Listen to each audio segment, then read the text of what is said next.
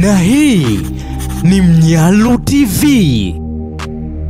Kwa ukubwa zaidi, ndoa ya Jux na Priscilla huenda ikawa ni ndoa ya historia kutokea barani Afrika baada ya kuonekana kufanya vizuri na watu wengi kufurahishwa na kila tukio ambalo limefanyika katika ndoa hiyo.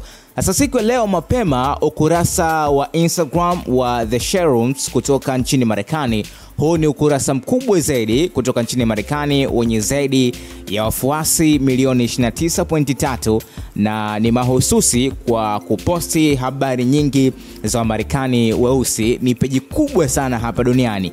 Sasa wamekuja kuposti kuhusiana na ndoa ya Jux na Priscilla, huku kitu ambacho wamekizungumzia zaidi ni fashion ambazo zimevaliwa na wanawake katika tukio hilo, hasa ile harusi ya pili ya White Wedding Party ambayo ilifanyika kule Nigeria, na tukio hilo limewashangaza wengi sana, na hao pia wa Marekani wameshangazwa na tukio hilo na wamefananishwa na level za Met Gala. Zaidi ya warembo wa Nigeria kusifiwa na kupendeza, Tanzania pia haikwenda kinyonge. Nandi na Lavish Home ni sehemu ya warembo ambao walitajwa na The Sherroom kuwa walitisha sana kwenye tukio hilo. Nimepitia baadhi ya comments za wa Nigeria pia wakijipongeza wenyewe, na unajua tukio hili limeenda mjini na pia lilipotua kwenye page ya The Sherroom limezidi kuwa kubwa zaidi, kwa sababu hii wiki nzima limezungumziwa kwamba ni miongoni mwa ndoa ambayo imetrend sana barani Afrika,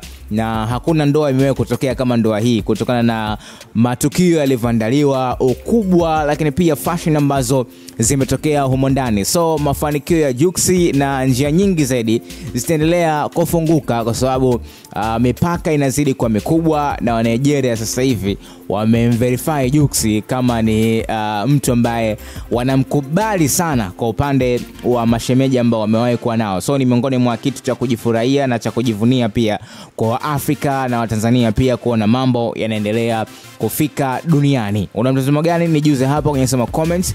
Nikukumbusha kusubscribe na turn on notification ili wa kwanza kupata habari ambazo zinawekwa hapa. Na hii ni Mnyalu TV.